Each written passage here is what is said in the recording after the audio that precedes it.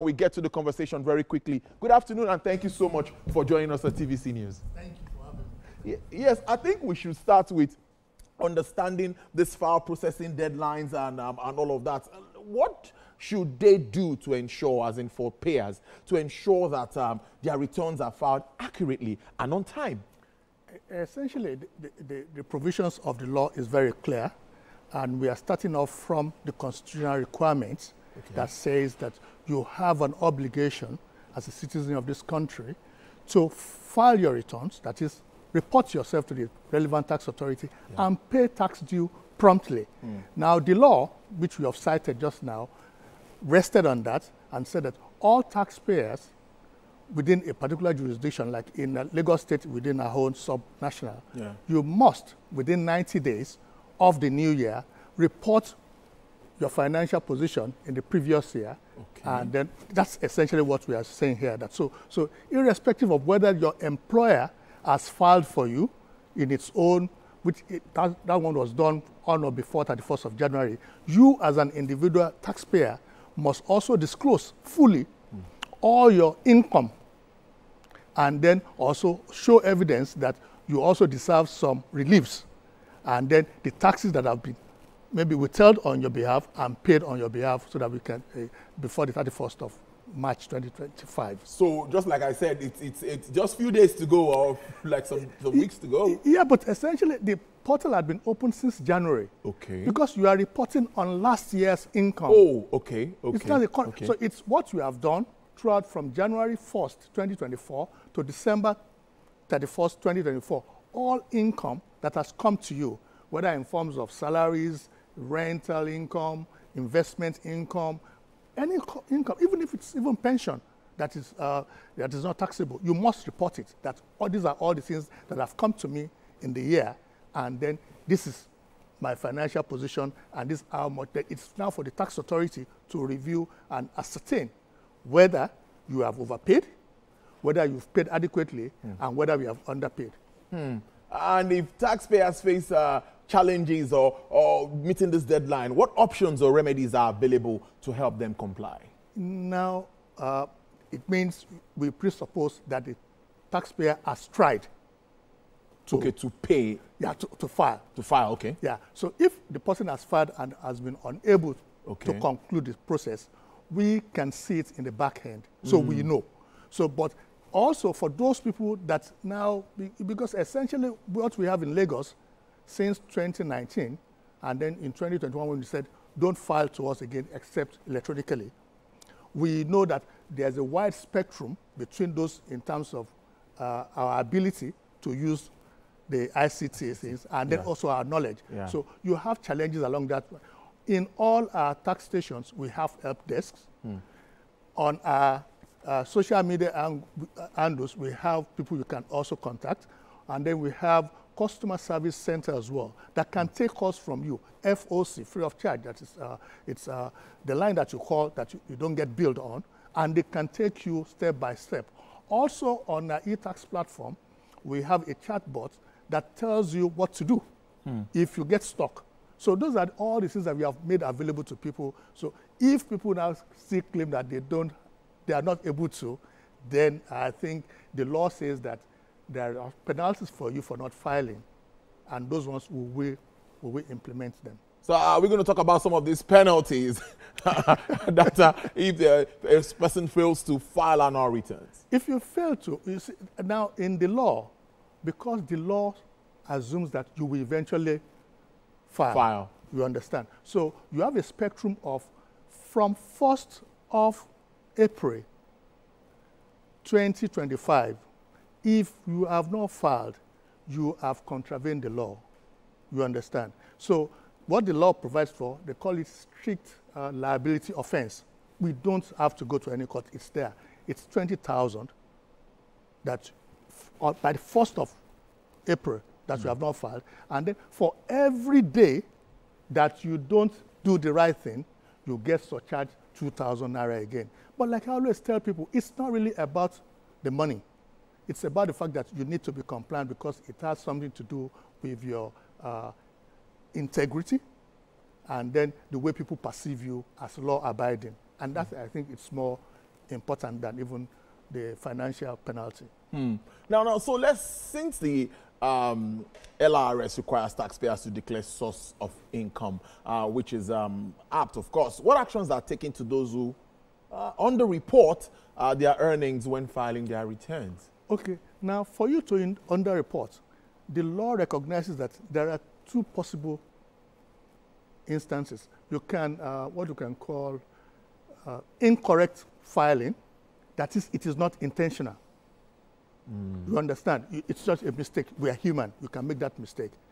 There's a provision on that says this is a penalty for it. And that one, of course, is not as severe as one where it is false filing. That is, you intentionally declared something that you know is wrong.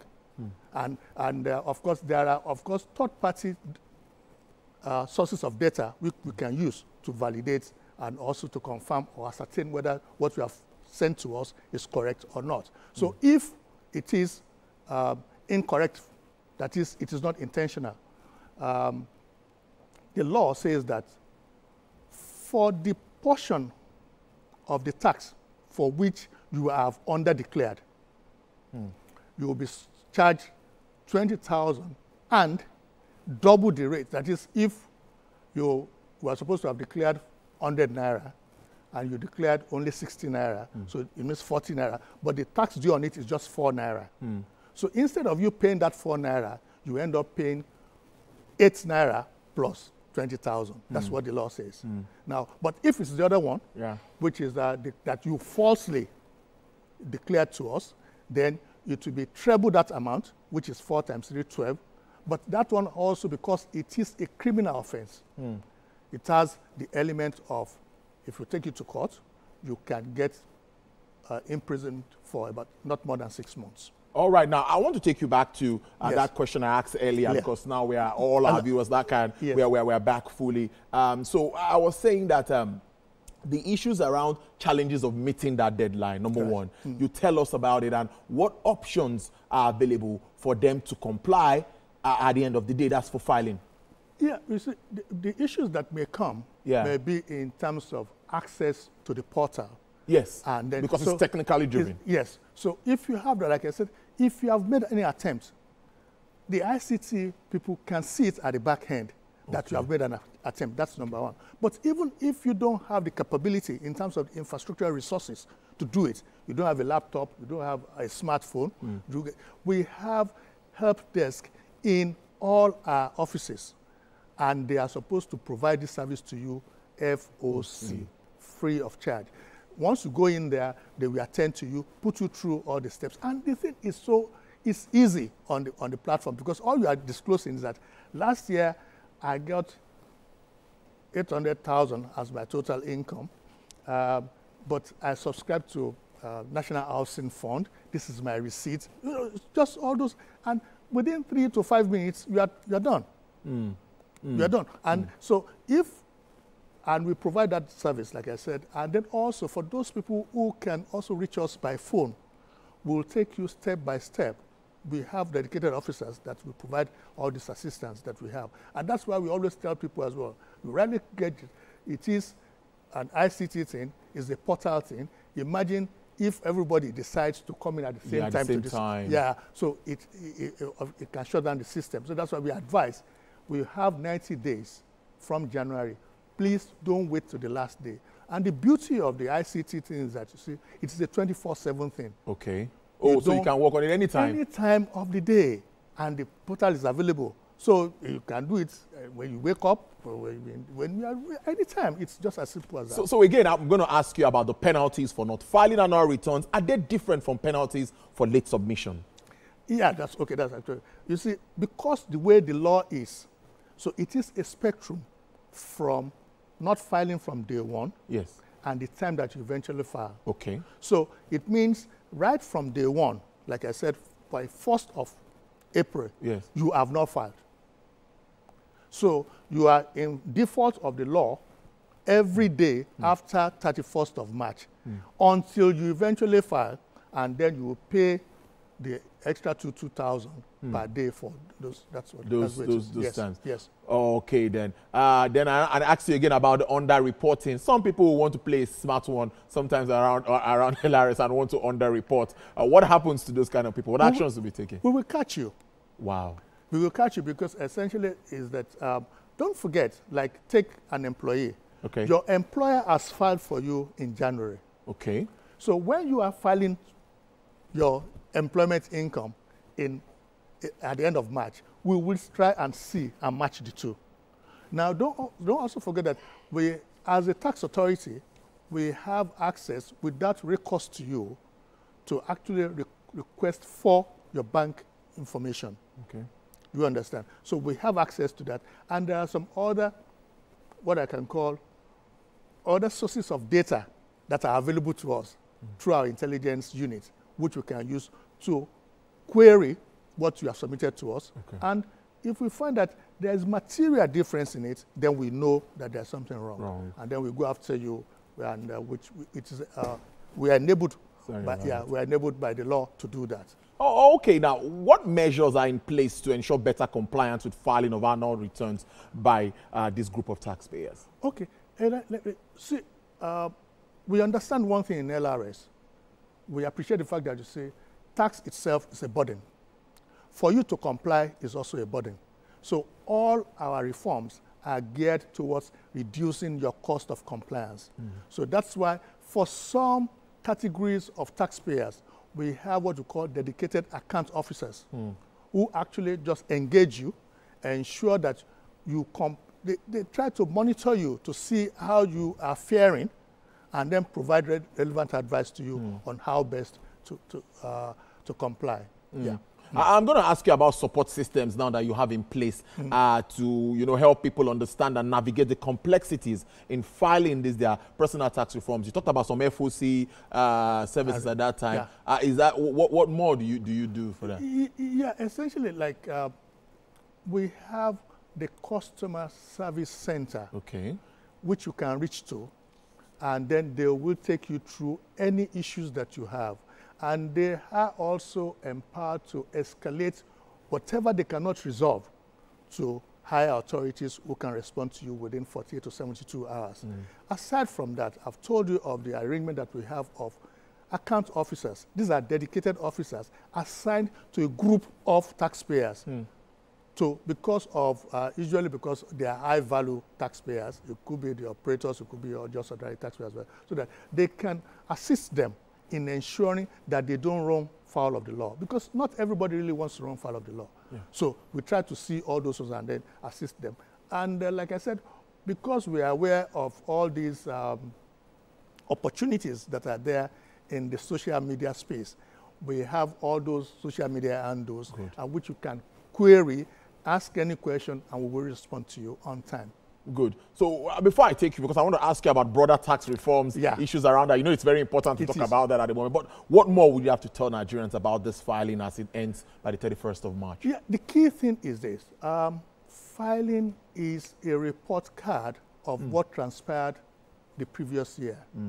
And you should not put yourself in a position of default because of its like I said, the personal integrity is of more value than the fact of even that you have to pay some penalties.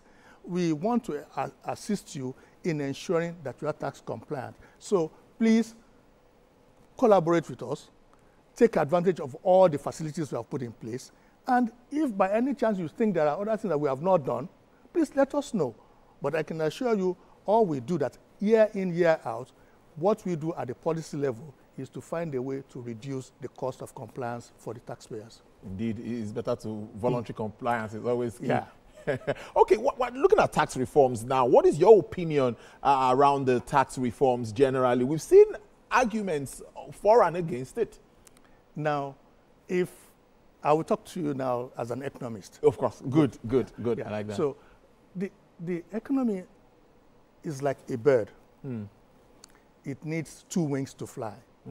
But I've had some, what do they call them now? Something they call them those people that try to inspire people. Okay, on influencers? Influencer, whether that tells you you can fly without wings. I can assure you there's nothing like that. So, but the two wings that the economy has, there's the monetary aspect and then there's the fiscal aspect. Yes. What has happened is that the monetary aspect, because of the relative independence of the CBN, we have been flapping it. Whereas the fiscal aspect we have not done. So essentially what I'm telling you now is that the fiscal reforms that we are talking about was due yesterday. We should have done it at the time, maybe as past as maybe May or June 2023, when all those other reforms came in. But the next best time is today. So, but if you are doing reforms and you don't have pushback, then you have not done reforms. Because the system that you are trying to reform, there are some people that are maybe taking undue advantage of the inefficiencies in it. So when you do reforms, you are clearing out those inefficiencies. So you expect pushback. But pushback comes from, I tell you, three things: fear, ignorance, and possibly also mischief. The first two, you can cure. The last one, you just leave it to the mischief makers. In terms of fear, I think it's the Madiba, that's the Nelson Mandela, that says we should never allow our choices to be dictated by fear, but by hope. So, but it is not unnatural for people to have fear of something that is going to change. So one of the highly respected governors, I remembered the first when it came online was that, how are we going to pay salaries? You know, it was fear. But the truth of the matter is that the answer is right there in front of him. Because these reforms, whilst it is not primarily driven towards revenue generation, because it is directed at enhancing business opportunities so that business can run. And the truth about it is that you only make more money as a revenue officer if businesses thrive. So it is the primary focus of the reform is ease of doing business and reducing the cost of compliance so that more people will voluntarily comply. So when they voluntarily comply, you will get more revenue. So like I would take his case. The challenge there was that so many people are going to be zero rated, and they account for about 60 or 80% of his taxpayers. But the truth of the matter is that if he interrogates the numbers, those people contribute less than 5% of his collection even last year, if he interrogates the owner. And I can tell you now for free, I know of a jurisdiction where one single taxpayer that decided to do the right thing, and it is in this Nigeria, is not the richest taxpayer, but his contribution to the tax pool was more than 5 to 6 times the contribution of almost 1.5 million taxpayers. Wow. It is not unusual in most jurisdictions as well. It is the top 0.5% that contributes close to 90% to 95% of the tax fees. So all we need to do, focus on those people that are able and that can pay. And that's what I think this reform is all about. Before I let you go, honestly, interesting conversation, I must say. Regarding the proposed exemption and reliefs, it's suggested that individuals earning up to 800,000 annually are to be exempted from personal income tax. Given that this covers some options, portion of population, so to speak, you know, would this narrow the tax base, potentially leading to higher tax rates for taxpayers and reduce government revenue? In this light, how does LIRS plan to achieve it's 1.4 trillion naira target revenue for 2025. You're doing pretty well, but how would you get this? No, we'll get there because essentially we had what we call a strategic retreat very early in the year. That's what we do every year to plan how we are going to achieve our goals. So we are on track because essentially what we do is that. But I will answer that also in two heads. Basically, I will talk to you as a special advisor, and then I'll talk to you as an economist. And the issue I've always been having is, the thing about it is that those people, they are not out of the tax net. Okay. They are in the tax net. It's only that they are being zero rated. So eventually you have their records. When their circumstances, socioeconomic circumstances improve, you will still be able to access them to pay you. You understand? That much I know. But also, I can tell you that, like just an example I've given to you, what you have is that the reforms is pro-poor. That is, the people at the lower ends of the pyramid. It is pro-SME. It is pro-business. It is neutral for upper middle class, slightly anti for the super rich. Now, the truth of the matter is that even with the rates that have been given, the rate for, effectively as of today, no Nigerian pays more than 19 naira, no matter how rich you are, out of 100 naira, no matter how rich you are. Okay. In other climes, I can tell you, a graduate of maybe 5 years experience will probably be paying about 30 to 35 naira on every 100 naira. So when people say people will go, they won't leave Nigeria, because what this reform has said that even the upper rates as at now is 25, but it won't get to 25 because it's graduated, so it will be 24 point something. So at 24 naira on every 100 naira, it's not really choking for the super rich. So that is where the recoup will come from. But I tell you, my position on zero rate for taxpayer is quite different as an individual. And this is a conversation that I've had since, I think, 2018 with even the previous Honorable Minister. And my position is that if you are in a quandary, let's tell you, look at nature. The most organized animal group that you have are the insects. They are the most successful. And the most successful among them are the termites, bees, and ants. In those communities, every individual chips in, no matter how little. So that's why my argument is that let everybody, no matter how little, contribute, even if it's a farthing. You know what a farthing is? Yeah. That's a quarter of a penny. That's a quarter of a penny. So if it's a I heard about that. You heard about it. so even if you contribute that, but what I've always proposed, I've had this conversation also with Mr. Oyedele, but I agreed without conceding to him in November, because I can imagine if they have put just my own position on, people have said, the president wants to tax the poor, which is not the idea behind it. My argument is that if people pay little, they have what I call stakeholdership. They believe they are part of the system. They are not likely to be destructive to whatever. And then also you can achieve the zero effect by ensuring that this group of people, the lower end, are what you call people you grant privilege or priority entitlement to the SIPs, the social intervention programs. Yeah. Imagine if somebody paid throughout last year maybe 3,600, which is the 1% of 360 then, or even if you say 0.5%, and that would be 1,800. Yes, but when they are granting the SIP 25,000, and they are the first set of people that gets it 25. The sense of belonging, and you don't feel that you are a burden to the system, and it's also satisfied what I call delayed gratification. When you plant something, it comes, and those are my own thoughts as an economist.